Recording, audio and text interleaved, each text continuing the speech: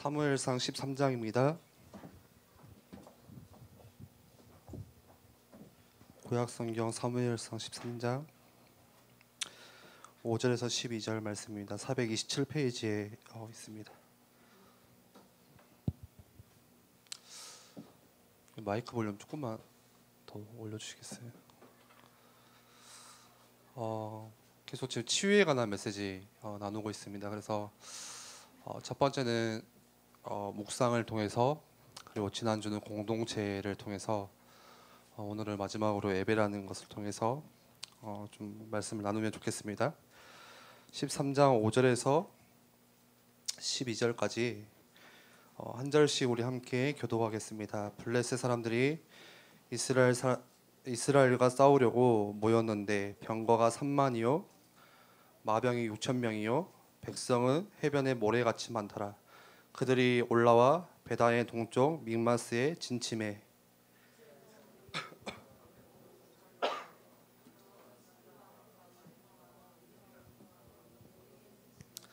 어떤 히브리 사람들은 요단을 건너 갓과 길르앗 땅으로 가되 사울은 아직 길갈에 있고 그를 따른 모든 백성은 떨더라.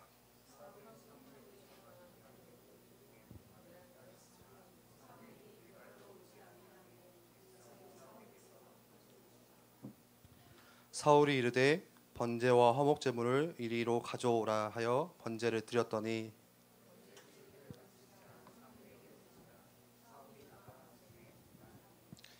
사무엘이 이르되 왕이 행하신 것이 무엇이냐 하니 사울이 이르되 백성은 내게서 흩어지고 당신은 정한 날 안에 오지 아니하고 블레셋 사람은 믹마스에 모였음을 내가 보았으므로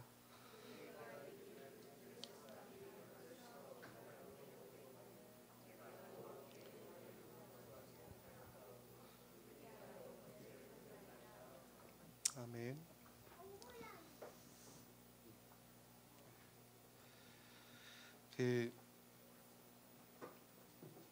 예전에 제가 TV를 보니까요, 한 여자가 혹시 그거 아시죠? 그 세균에 대한 강박증을 가지고 있는 사람들 있죠. 그래서 어디를 이렇게 나갔다만 와도 뭐 이렇게 땀을 흘리거나 막 그런 게 아닌데도 그냥 밖에 그냥 잠깐만 나갔다 와도 또 누구를 만나더라도 계속 이게 몸을 또 씻는 거예요. 이게 이제 계속 그 부분을 씻는 거예요.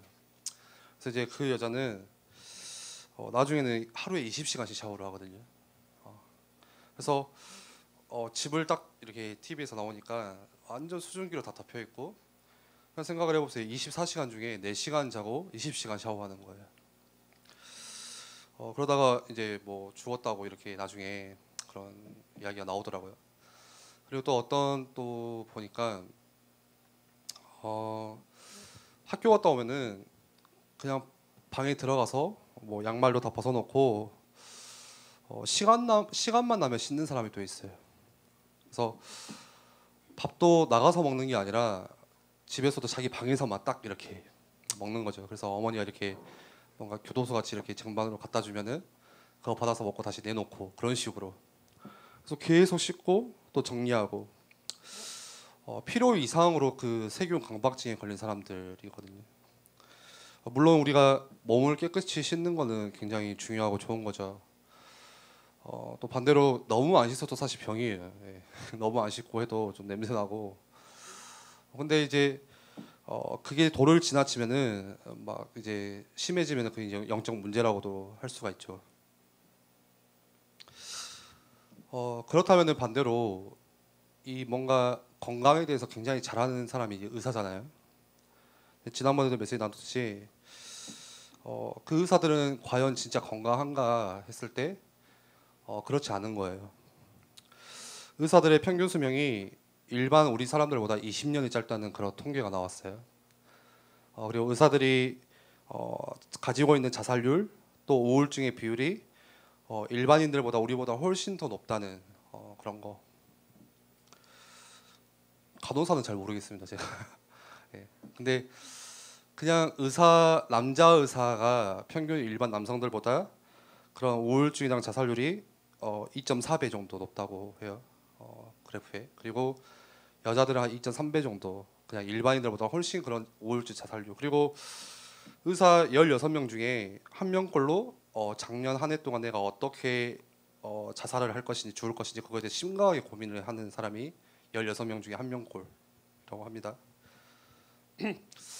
그런데 그랬던 의사들 중에 신기한 거는 한 명도 정신병원을 찾아가거나 진단을 받아온 사람이 없다는 거예요.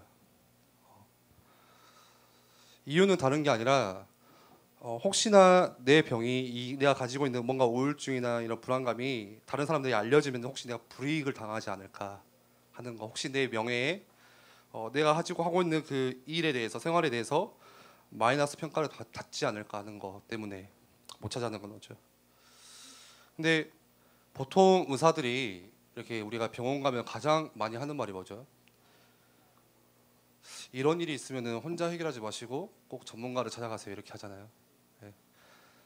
그럼에도 불구하고 정작 자기에게 오는 문제가 생겼을 때는 찾아가지 않는 거죠. 손도 못 대고 그렇게 인생을 가는 거예요. 그래서 생각해 보면은 어떻게 보면 건강을 너무 잘 모르는 사람도 그렇게 무지한 쪽으로 문제가 오는 것이고, 또 건강을 너무 잘 아는 사람도 잘 아는 쪽으로 또 문제가 오는 거예요. 마찬가지입니다. 우리 인생도 어느 방향으로든지 문제가 계속 오는 거예요. 내가 무지해서 잘 모르든지 잘 알든지 어느 방향으로 계속 문제가 찾아오는 거죠. 다른 사람의 문제는 내가 이래라 저래라 할 수 있지만 정작 자기에게 오는 문제는 이야기를 못 하는 거예요. 근데 중요한 사실은 하나님을 떠나서 살면은 모든 인생에 당연히 문제가 무조건 찾아올 수밖에 없는 것이죠. 어느 방향으로든지 그게 상처든지 약한 부분인지 그 약한 부분을 통해서 계속 문제가 찾아오는 거예요. 그래서 이 땅에서 계속 고통당하다가 이 땅을 떠나야 되는 인생. 내 인생은 괜찮은 줄 알았는데 그냥 어느 날 갑자기 문제가 밀어닥치는데 이거 도저히 희망도 없고 미래도 안 보이고 그런 때가 찾아와요. 내가 아무리 애를 쓰고 노력하고 열심히 해보고 발버둥 쳐도 딱 안 되어지는 그런 시점이 찾아와요. 문제가 올 때. 그래서 똑똑한 사람은 뉴스를 보니까 그 똑똑한 사람들은 그거 가지고 생을 마감하기도 하고, 또 훌륭한 사람들은 쉽게 인생을 이렇게 포기하는 거, 그런 것들이 있겠죠. 그래서 우리 인생에 하나님께서 아시고 어느 쪽으로든지 문제가 오는 거 아시고 또 그 문제를 통해서 고통받는 거 아시고 안 되어지는 거 아시고 하나님께서 길 하나를 주셨는데 그게 바로 오늘 예배라는 거예요. 예배. 유일한 길입니다. 그 예배를 그 하나님 말씀, 성경 말씀에 창세기에는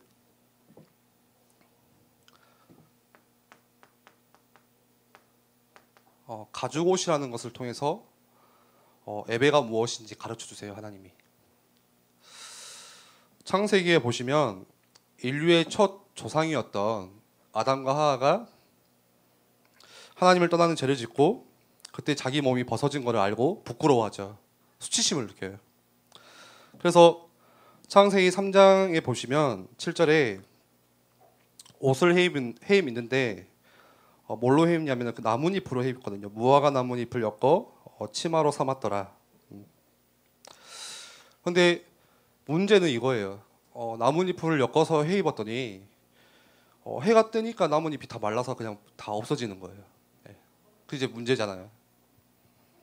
그러면 또 어떻게 돼요? 자기 수치심이 드러나는 거예요. 자기 부끄러움이 보이는 거예요. 아무리 내가 나뭇잎으로 옷을 해 입어도 치마를 엮어 입어도 다음날 해가 뜨면 또 그게 수치심이 드러나고 또 다음날이 지나면 또 드러나고 계속 그게 반복되는 거거든요. 마찬가지예요.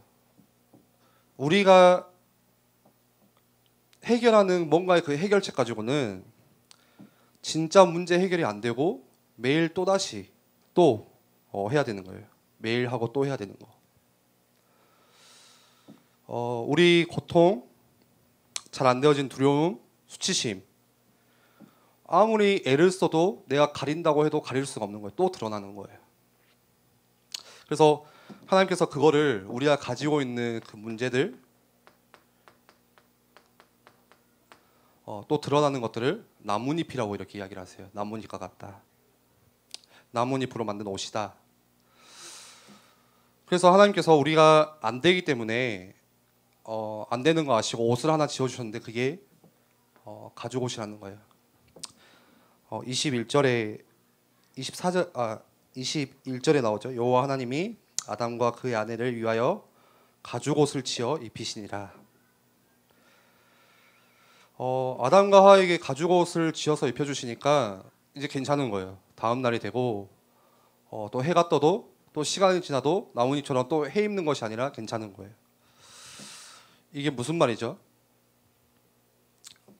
이파리보다 가죽이 좋다 그건가요? 네. 아주 중요한 의미가 이 속에 담겨 있어요. 여러분들 가죽을 만들려면은 어떻게 해야 되죠?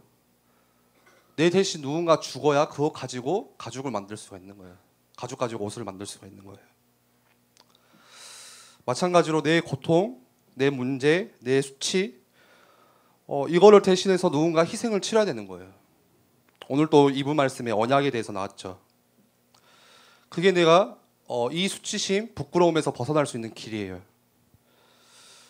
바로 하나님께서 가죽옷, 나뭇잎을 통해서 예배가 무엇인지 우리에게 설명해주고 있는 말씀이죠. 예배에 대한 그림을 창세기에는 나뭇잎과 가죽옷을 통해서 우리에게 보여주고 계세요. 예수 그리스도가 나를 대신해서 죽으시고 내 수치심을 가려주신 거, 그 말씀이죠.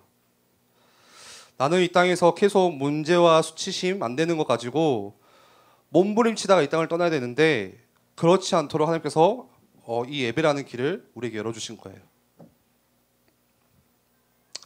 그래서 가죽옷이라는 것은 예배를 상징하고 예배를 설명해주는 굉장히 중요한 핵심입니다. 가죽옷이. 그래서 구약 말씀을 계속 보면은 이 가죽옷에서 시작해서 예배가 무엇인지 그리고 그 다음에 제사제도가 무엇인지 계속 나오는 거예요. 제사가 무엇인지 제사를 만드시고 매번 하나님께 나올 때마다 제사를 지내도록 이제 만드신 거죠.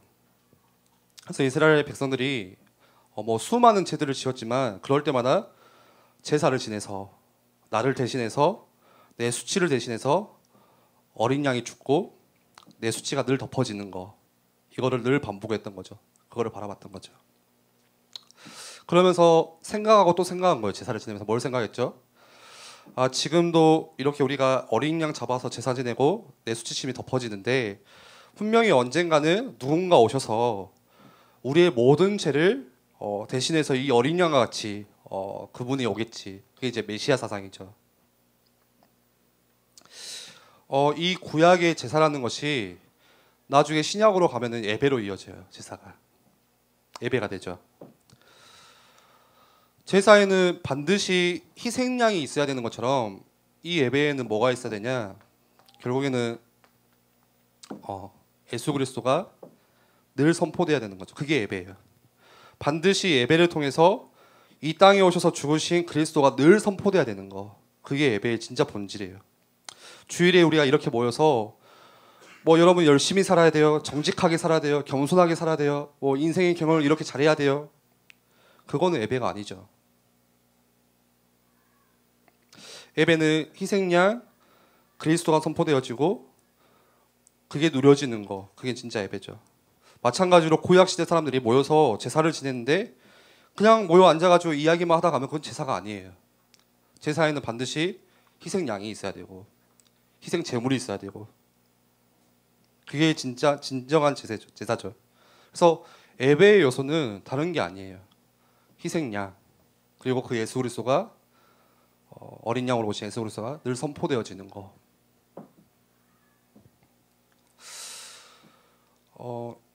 인류학자들이 우리 사람들 가운데 본능적으로 가지고 있는 것이 누군가를 섬기는 그런 본성을 다 가지고 있다고 그래요.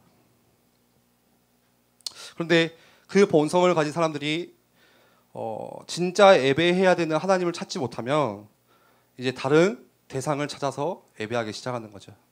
그래서 역사를 보면은 어느 문화권이든지 다 예배를 드렸어요. 뭐 메소포타미아든 그게 황야든 그게 어떤 뭐 문명이든 마야 문명이든 다 예배를 드렸어요. 근데 중요한 사실은 예배의 대상을 찾지 못하니까 다른 것을 놓고 예배 드리는 거. 그게 이제 우상 숭배죠.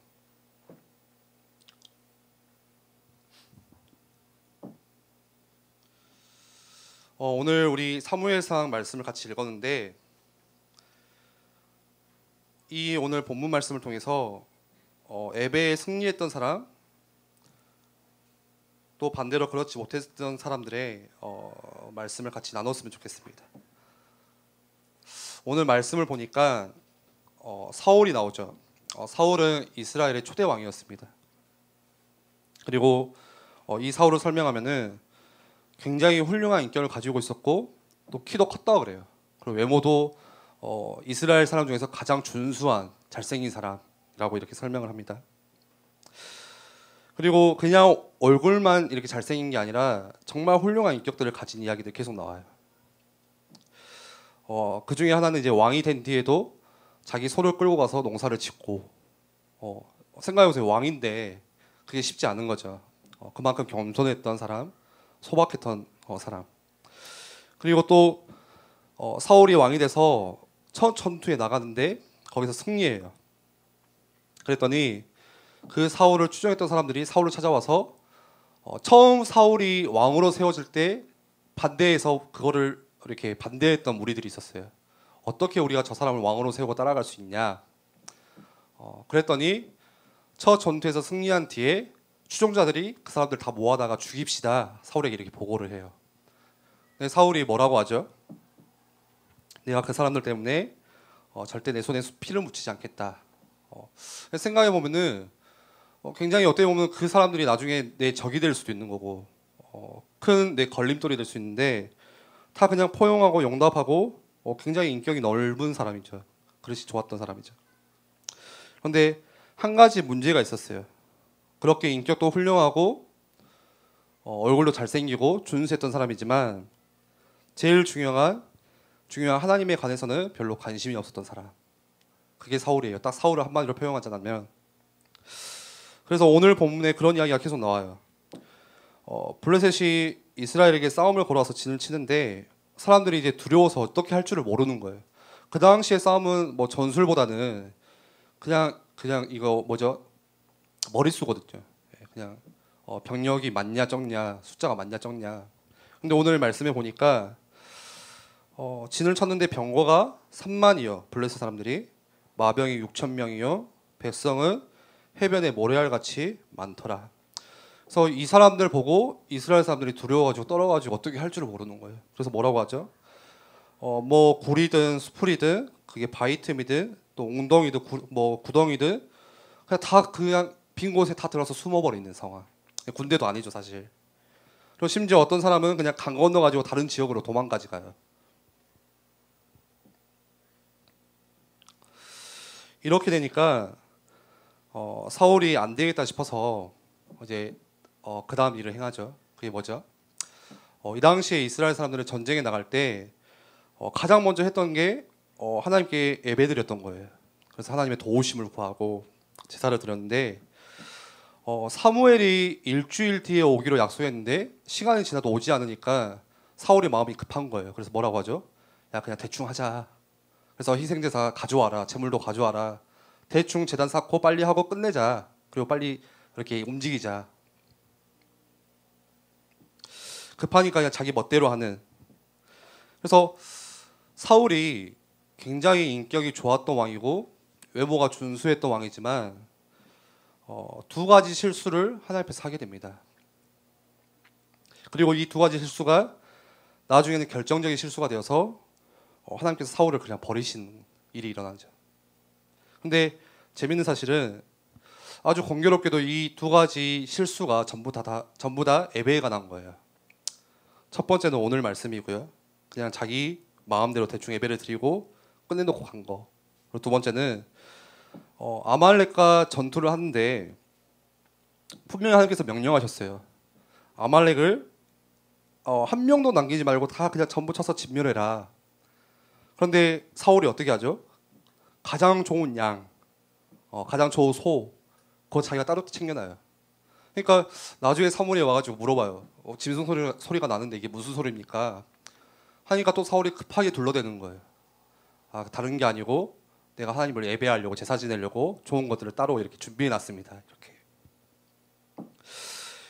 이 두 가지 실수를 보시고 하나님께서는 이렇게 딱 마지막으로 마무리를 해요. 내가 사울의 왕 세우심을 후회했다. 다시 말해서 사울은 예배하는 일에 관심이 없었고요. 그리고 하나님께 관심이 없었던 사람입니다. 다른 말로 하면은 하나님을 경외하지 않았던, 하나님을 두려워하지도 않았고 예배를 우습게 알았던 사람이죠. 이때 하나님께서 사울을 버리시고 예배하는 다른 사람을 세우세요. 그게 누구죠? 다윗이죠. 하나님의 시선이 거기 딱 꽂혀요. 아무도 없는 들판에서 혼자 하나님을 예배하는 그 사람에게. 그래서 왕으로 세웠어도 하나님을 예배하지 않았고, 하나님이 어마어마한 은혜를 주셨는데도 하나님을 예배하지 않았지만, 다윗은 반대로 아무런 은혜도 없는 광야에서 하나님을 바라보고 하나님을 향해서 묵상하고, 그 하나님의 그 시선에 다윗이 딱 들어오는 거죠. 그리고 그때부터 다윗에게 모든 은혜를 다 부어주세요. 사울 대신에. 요즘 우리 교회를 보면은 뭐 한국 교회든 여러 가지 세계 교회든 많은 교회들이 점차 좀 예배를 우습게 하는 그런 교회들, 그리고 그런 후대들. 그런데 우리가 조금만 예배자로 선다면은 하나님께서 모든 축복들을 여러분들에게 다 부어주실 거예요.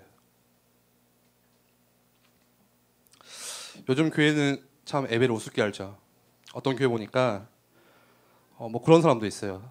내가 좀 사업에 도움이 되지 않을까 해서 교회에 오는 사람도 있고, 또 내가 조금 외로워서 사람 좀 사귀어봐야겠다 생각하고 교회로 오는 사람도 있고, 실제로 교회를 자기를 위해서 이용해 먹는 사람들이 굉장히 많은.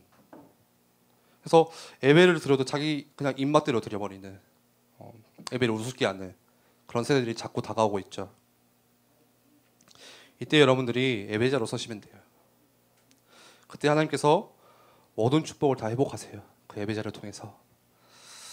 그렇게 되어지면 우리의 무능함도 문제가 아니고, 우리가 하는 실수도 문제가 아니고, 우리의 연약함도 아무런 문제가 아닌 그런 축복들이 회복되는 거죠.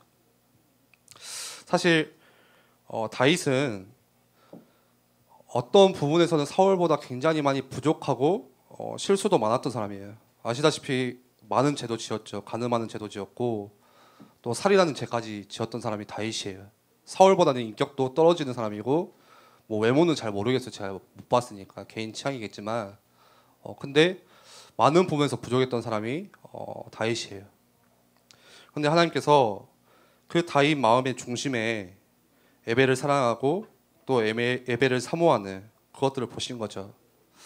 다윗이 했던 고백 중에 정말 멋진 고백이 많잖아요. 시편에 보면은 내가 여호와의 성전에 문지기로 있는 것이 정말 행복하다. 그 성전을 사모했던 거죠. 하나님을 예배하는 것을 사랑했던 거고. 그리고 다윗 인생에 항상 마음에 두고 있던 그 애환이 한 가지 있었어요. 그게 뭐죠? 성전에 관해서. 나는 이렇게 좋은 데에서 살고 있는데 하나님의 성전은 저기 텐트예요. 그냥 성막이에요. 그냥 그게 늘 마음이 아프고 고민이 됐던 사람이 다윗이죠. 나는 이렇게 훌륭한 거 다 갖추고 살아가고 있는데 하나님의 거하는 성전은 저기 텐트에 있는. 그래서 그 마음이 너무 아파서 안 되겠다, 성전을 세워야겠다, 그 일에 서운하죠. 근데 하나님이 허락을 안 하시잖아요. 근데 거기서 포기하는 것이 아니라 모든 물자들, 성전 지을 수 있는 모든 준비들을 다 해놓고 그 다음 세대의 왕에게, 자기 자손에게 물려주는, 성전 지을 수 있는 준비를 다 맞춰주는. 그래서 다윗은 정말 많이 부족했지만 그 가슴속에는 늘 예배를 사모하고 또 예배를 사랑하고 성전을 사모하고 그 중심을 하나님께서 아신 거죠. 그래서 다윗을 쓰셨던 거고. 구약 백성의 실패는 하나님께서 주신 제사를 아주 우습게 할 때, 그리고 우상을 섬길 때 항상 실패가 늘 찾아왔어요. 그게 구약의 반복이에요. 제사를 놓치고 언약을 놓치고 우상 섬길 때. 그리고 신약에 와서는 이 제사가 예배로 변하는데 마찬가지예요. 예배를 우습게 알고 눈에 보이는 우상이든 눈에 보이지 않는 우상이든 우상 숭배를 할 때 그때마다 신약 시대에도 계속 실패가 계속 찾아와요. 예배라는 것은 다른 게 아니라 내 과거의 문제, 또 나의 수치심, 두려움, 내가 가지고 있는 어려움들 다 끝낼 수 있는 유일한 길이기 때문에 여러분들이 예배의 자리에만 서시면 되는 거예요. 혹시 여러분들 중에 나는 인생이 너무 뭔가 잘 안 되고 인생이 꼬인다, 인생이 어렵다 하는 분들 있을 수 있어요. 그리고 왜 내 가정에는 이렇게 문제가 찾아오고 답답할까 하시는 분도 있을 수 있습니다. 근데 여러분들이 그때 어디에 가셔야 되죠? 예배의 자리에 나오시면 되는 거예요. 내가 예배를 사모하고 또 이 예배를 귀하게 여기시는 하나님께서 그분들 중심으로 하나님께서 새 일을 이루어 가세요. 그래서 지금부터 여러분들이 조금만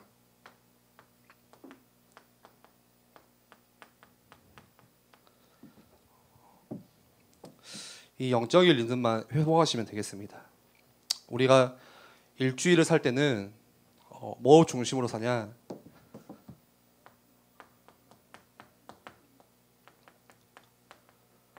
예배를 중심으로. 그리고 내가 하루를 살 때는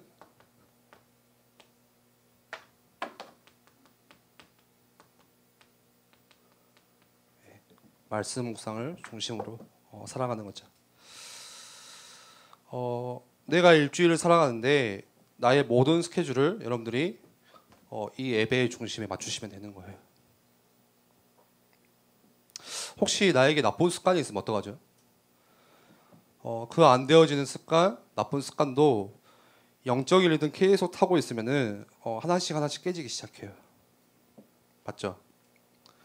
그리고 하루의 삶의 중심은 내가 묵상 중심으로 그렇게 돌아가시면 돼요. 우리가 열심히 주중에는 일하고 우리가 하나님 앞에 나오는 오늘 이 귀한 주일은 우리 피조세계가 다 회복될 수 있는 아주 중요한 영성의 틀이에요. 이 예배가. 이게 되어지는 개인, 교회 무조건 살아납니다. 그리고 그 교회를 통해서 하나님께서 이 지역을 살리시고 다 회복하시는 거죠. 그럴 수도 있어요. 내가 이렇게 하려고 했는데 내 옆에 있는 저 청년, 저 집사님, 저 누구 성도님들은 전혀 예배에 관심이 없는데 어떻게 합니까? 난 좀 이렇게 예배 중심으로 살고 싶은데 당장 내 옆에 있는 사람은 전혀 예배에 관심이 없는데 이거 어떻게 해야 되죠? 그런데 아주 간단해요. 영적인 것이나 세상이나 똑같은 원리가 있어요. 딱 이 10%만 끌고 가면은 다 따라오는 거예요. 이 사회를 끌고 가는데 모든 사람이 그 사회를 다 끌고 가는 게 아니라 20% 소수의 사람만 끌고 가면은 나머지 무리들 다 따라와요. 영적인 것도 마찬가지입니다. 이 공동체 안에서 20%의 리더 그룹이 조그만 말씀 중심으로 예배 중심으로 딱 서면 나머지는 다 따라오는 축복들이 임하는 거죠. 그래서 여러분들이 다른 사람 안 따라오는 것 때문에 시험 들 필요도 없고 뭐 그것 때문에 잔소리할 필요도 없고 기분 나빠할 필요도 없어요. 전혀 없어요. 여러분들이 다시 이번 주를 일주일을 시작하면서 모든 스케줄을 예배 중심으로 세우시면 되는 거죠. 사실 여러분들이 지금 이 영적인 순례의 여정 속에 지금 어느 정도 여러분들이 왔는지는 저는 알 수가 없어요. 근데 분명한 사실은 여러분들 앞에 하나님의 아름다운 나라 그 광경이 펼쳐져 있다는 거죠. 준비되어 있다는 거죠. 그래서 우리가 할 수 있는 이제 해야 되는 일은 딱 하나예요. 예배를 막는 장애물 그걸 하나씩 걷어내는 거예요. 전에 내가 가지고 있던 예배에 대한 낡은 습관들 그것을 하나씩 없애는 거예요. 그리고 전혀 새롭게 이번 주부터 다시 시작하시면 되는 거예요. 한번 생각해 보셨으면 좋겠어요. 나에게 이 예배를 가로막는 낡은 습관들이 뭐가 있을까? 애틀이 뭐가 있을까? 지금도 찾으시는 게 다른 게 아니라 예배자를 찾으세요. 예배할 수 있는 사람. 그래서 하나님께서 세우신 교회가 하는 일은 뭐 대단한 프로그램을 세워가지고 사람들을 막 현란하게 움직이는 게 아니에요. 교회가 해야 될 일은 뭐죠? 예배하러 오는 자들에게 이 예배가 얼마나 중요한지 알려주고 또 예배 가운데 들어갈 수 있도록 도와주는 거, 그게 교회가 할 일이에요. 그게 교회가 사는 일이고 지역이 사는 길입니다. 그리고 우리가 할 수 있는 가장 가치 있는 일이 이것이죠.